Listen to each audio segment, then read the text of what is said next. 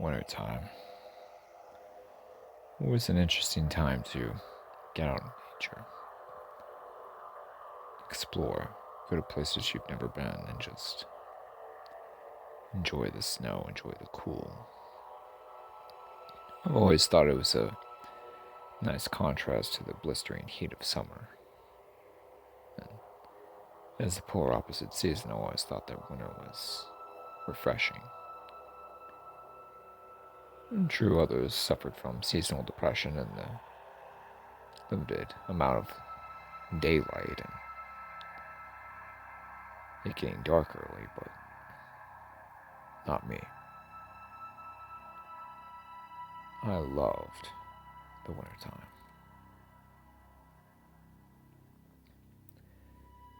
I was stressed out from work and just needed to take a weekend off to get away from everything. All the day-to-day hassles and stresses of life. Hopped in my truck, went to a state park that I frequented time and time again during the summer, but I've never been there during the wintertime. Spoke to the park rangers and able to rent myself a little cabin for the weekend. As I pulled up to the shack, the cabin wasn't very big, only about 15 by 20 feet, if that. It's meant for a single person, or maybe three people at the most, but it's nice, compact, well built, and is really sturdy.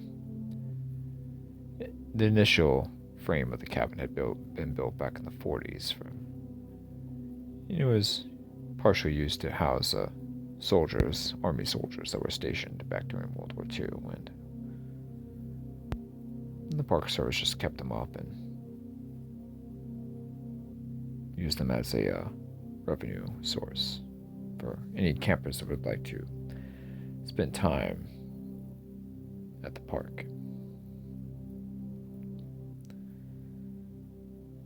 But I had no qualms. It was a nice, put together little cabin. Nice and warm inside as well.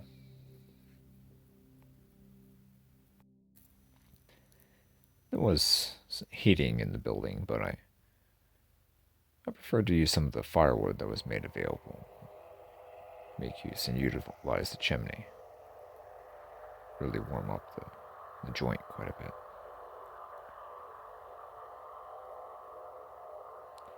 As I was enjoying my time by the fire, I heard a knock at my door. I got up, answered, and it was another man, a little older than myself, mid to late 30s. His name was Donovan, and he wanted to know if I wanted to enjoy some time with him and his friends. I accepted, and I went over to the neighboring cabin. They had a nice little campfire going outside of their cabin, and they were roasting marshmallows and having a couple beers.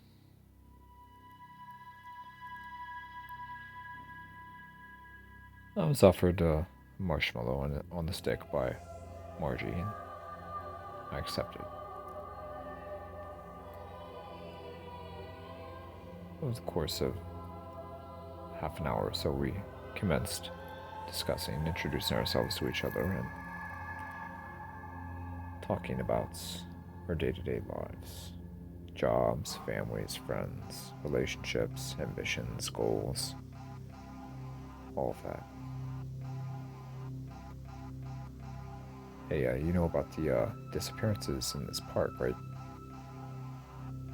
A young man named Jace interjected. I shook my head. No, what disappearances? Well, time to time there would be these disappearances. People just vanish into thin air and just go missing. No bodies found, no blood, no clothes, no clothing, not a trace, no tracks, nothing. No bones, no skull fragments. They just vanished into thin air, popped. No more. I stared at him, perplexed, wondering why he was bringing this up.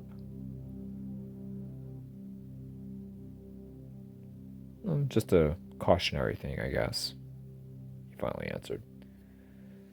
Just found it odd how quite a few of those disappearances were never solved. Jesus, Chase, not this again, sighed Margie. Well, I'm sorry, Marge, but I find it very odd that people can just go into the wilderness in a state park and just disappear out of thin air. I mean, and there'd be no evidence or a trace found of them. I just found think that's a little off, don't you? Jace, literally anything could have happened to those people.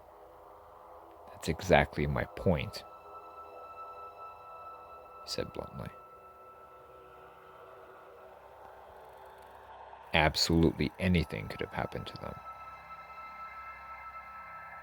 Oh, will you two hush? Shouted Donovan, beginning to get annoyed. Jesus, every time I bring you two along, you always have to argue about something. Why can't you guys just relax? You know, we're on a staycation, a weekend getaway. We're trying to enjoy ourselves. You started it, whispered Margie. Oh, God, sighed Donovan. Well, what do you think happened? I questioned Chase. Chase just shrugged his shoulders. It's anyone's guess, really. Anything could have happened. Old Native American legend says there's a curse on this land. Curse? What kind of curse? It's odd because the specifics of said curse have never been released to the general public. You mean no one knows what the actual curse is? Well, the Indians do, but they never talk about it to anyone. They just said there's a curse on the land, and that's it. It said it's highly forbidden for people to be here. But they never disclosed the details of the story. Really? I whispered. Jason nodded his head solemnly. Yeah. It was all just a warning, and no details were given. I sat there silent for a moment. My hand brushing up against my chin, deep in thought. Well, have people come up with any theories about what it could possibly be? Your guess is as good as any of ours, interjected Donovan. All kinds of superstitions across this country. Just, I don't know, man. It's probably just people making shit up to scare other people and to keep people off the land. I don't know about that, said Jace. Christ, here we go again, said Donovan. Maybe it is nothing,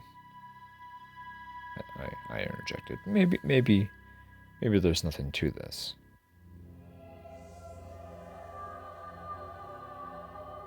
Everyone sat staring at me. We hope, uttered Margie. I stayed for a little while longer, and before long, the group decided to turn in, and I went back to my cabin.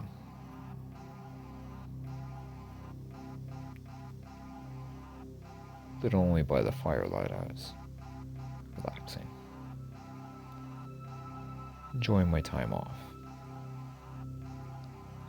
Deep in thought.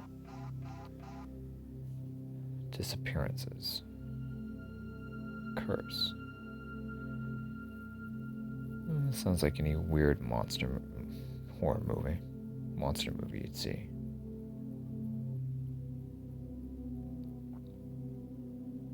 Scratch on the outside wall. The fuck? I thought to myself. We're in the dead of winter and black bears are supposed to be hibernating during this time of year. Can't imagine why there'd be a black bear outside. Just there was a pound on the wall outside, as if someone had taken their fist and just pounded on it one single time.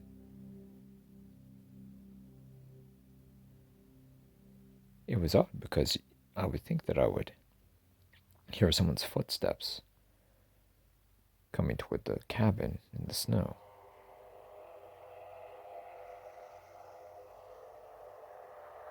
I sat there in my chair, staring at the outside wall.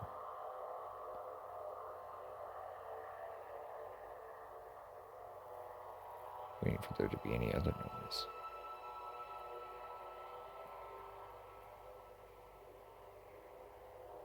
Then I heard a very slight poke at my front door.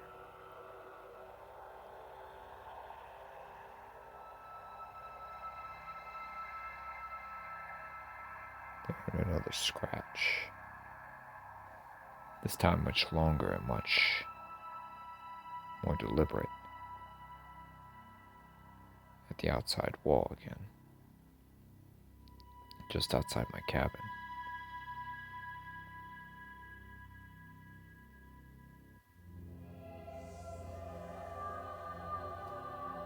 With the wood crackling in the fire, I drew my Bowie knife. Out of all the times to forget my pistol at home. Smooth. I thought to myself.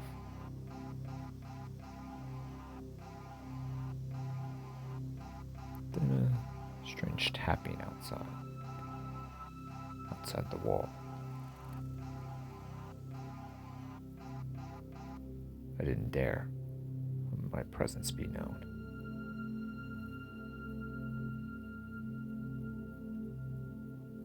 I didn't want to give whoever or whatever was outside a signal that I was aware of its presence.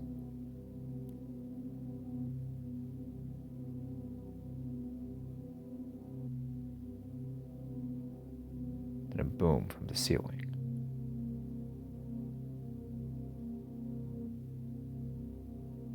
It was up on the roof.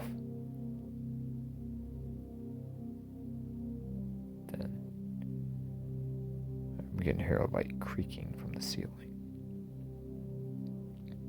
Creak, creak, creak, creak, creak, creak.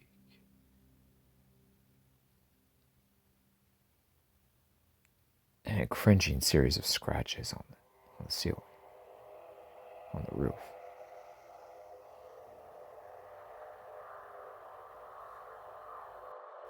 Cringe-inducing. Similar to nails against a chalkboard, but not quite as bad.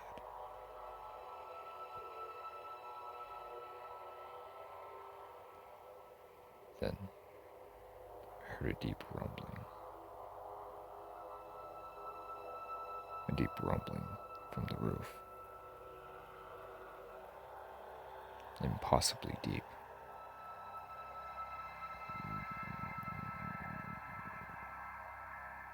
Deep, animalistic. Lower than even a tiger or a lion could produce. It was so deep, almost inaudible, but it was discernible.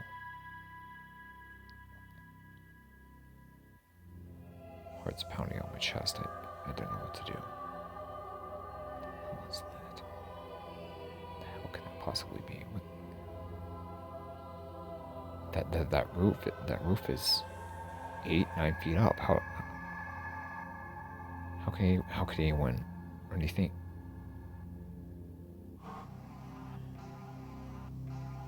And what was strange was the pattern of the footfall was a distinct 1-2, 1-2, 1-2 pattern.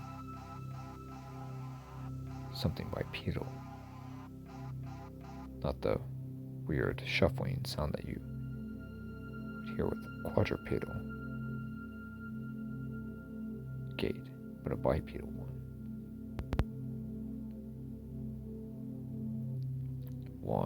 1-2, 1-2.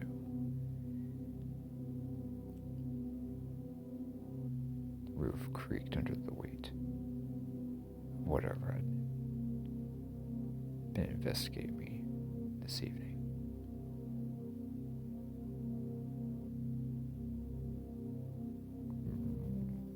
Another deep growl. It was soft and deep, but it was very clear, audible.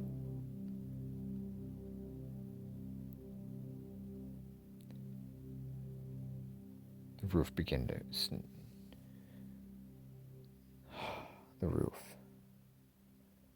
The roof continued to creak under the weight of the whatever it was.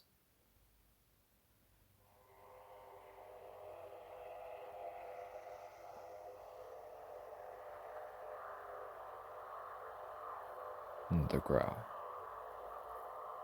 This time with a little more annoyance to the tone. More scratching. A little lighter and more investigative by the sound of it. Almost as if whatever it was trying to dig into the wood, into the cabin, into the lumber, but the cabin was too well constructed, too sturdy and too well built. The animal growled harshly. The being growled harshly. I didn't know what the hell it was.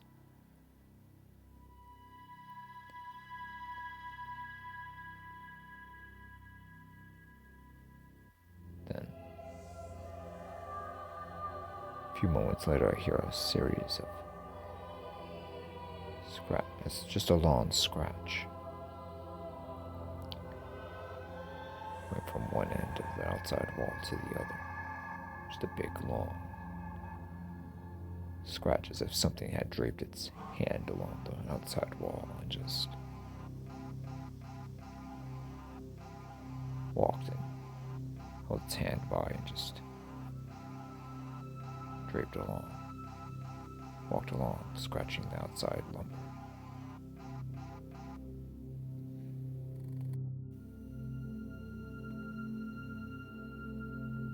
I began to sweat.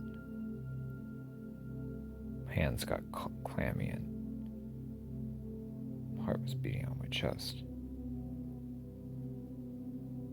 I could actually hear my heartbeat in my ears. My head was thumping that hard. Still, I remained silent, tightly clutching my Bowie knife.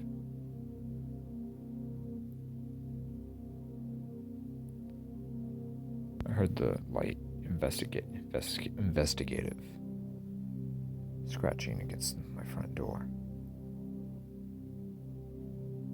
Then the doorknob began to jiggle slowly.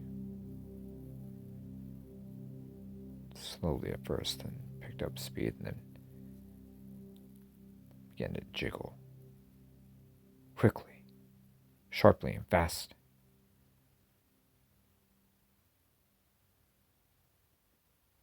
A pound at my front door. Another pound. As if someone was trying to bang on it.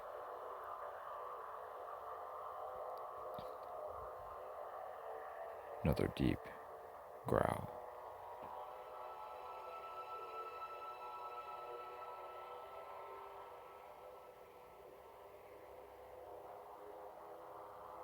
piercing scream outside. It began as a deep growl roar and it crescendoed into a high-pitched scream. Then back down to a light growl purr.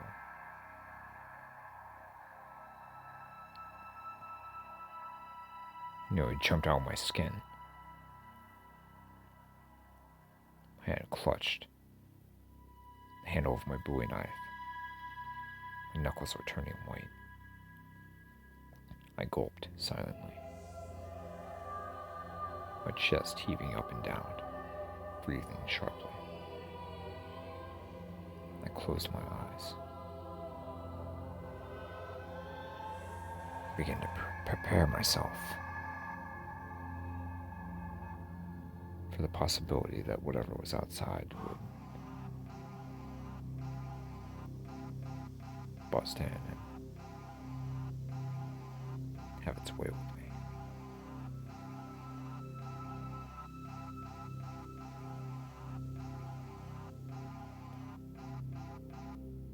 It began to scratch around the door frame.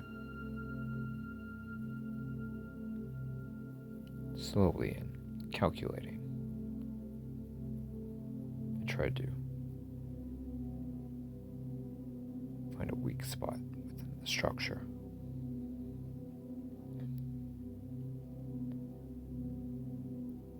I sat there silently,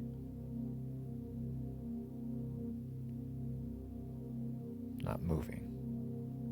Well, I was breathing, but not moving out of place or even making a sound hardly.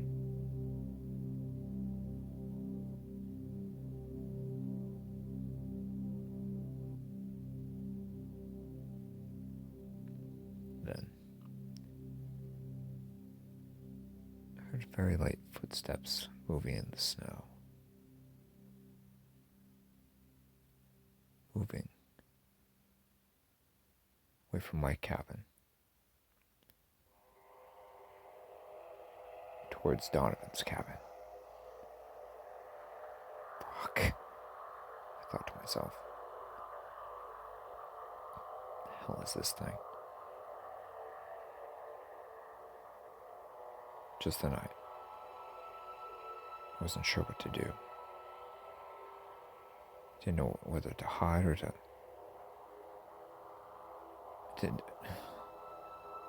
Should I warn them? God, no. This thing would see me and hear me and it would be all over. Quickly, I tried to make my mind up.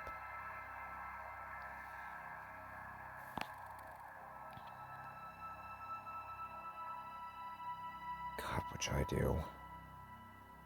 I slowly and quietly got up and tried to find if there were any more weapons within the cabin, but nothing. All I had was the Bowie knife.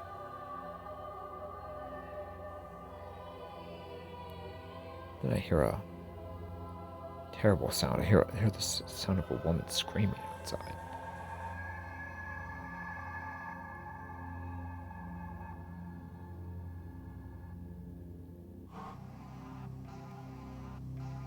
I heard it once, then I heard it twice.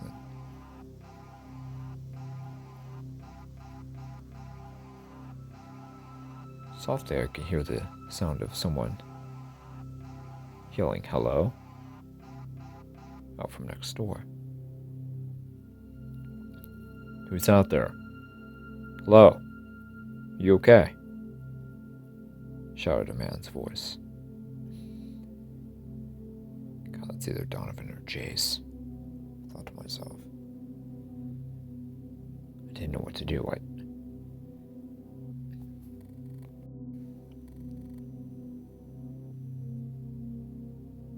I heard him a few seconds in silence. Then I heard a sound of screams within the cabin next door.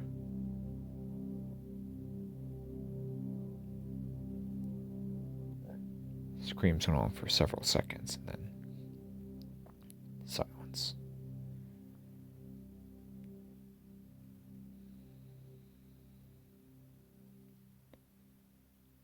I didn't move.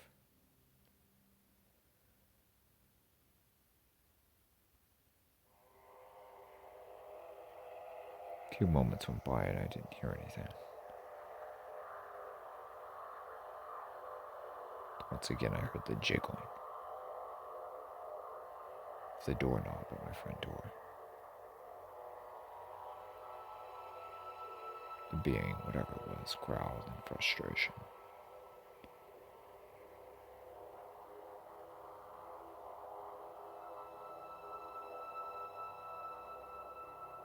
It growled once more.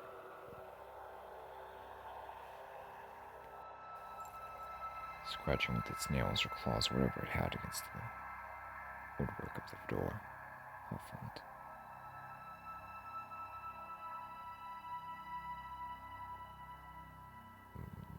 It growled once again.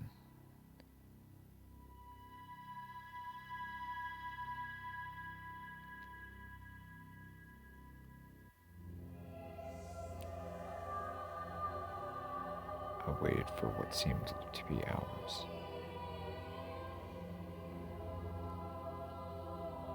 I couldn't move. And I didn't hear the animal, whatever it was, step off either.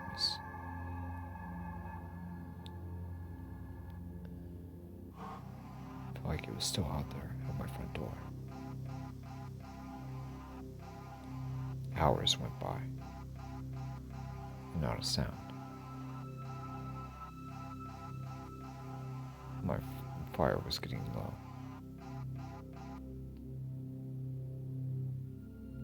The logs had been reduced to smoldering embers. And the inside of the cabin was beginning to get dark.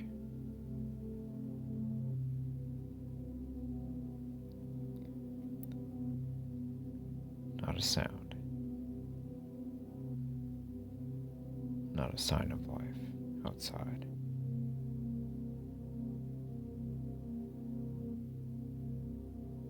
Sudden jolt at the door.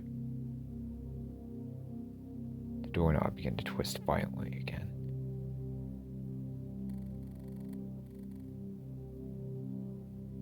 One final time.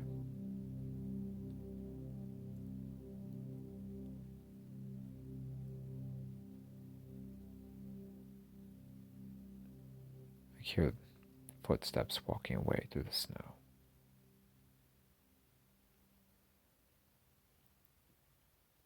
Gently but at a brisk pace, back to the woods.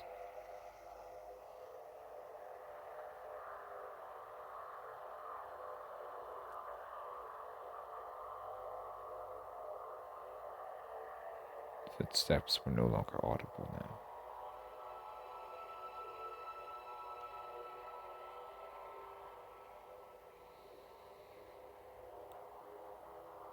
I closed my eyes and I exhaled silently.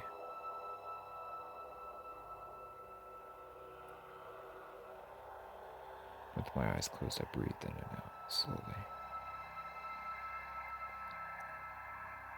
thinking about the ordeal that I just witnessed, that I just went through.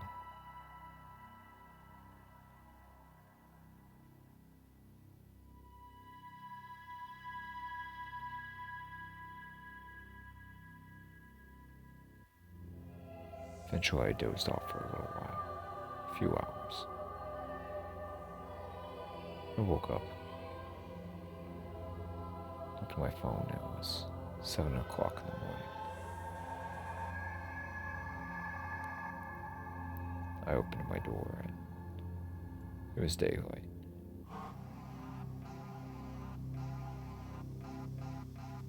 Went outside and there were several rangers' trucks and police cars parked in front of Donovan's cabin.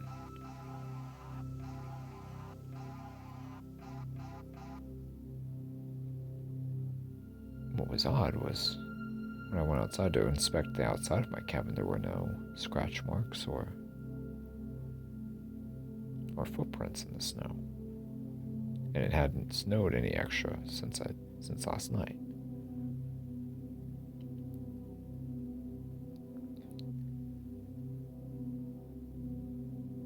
looked off into the woods,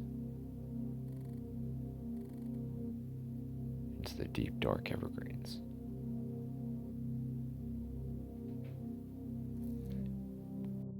There was a section of the woods that had the opening into the tree line that was almost pitch black, dark.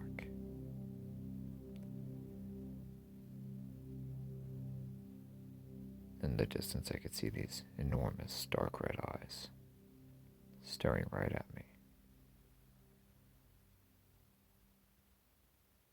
A couple blinks, and the set of eyes were gone into the darkness, never to be seen again.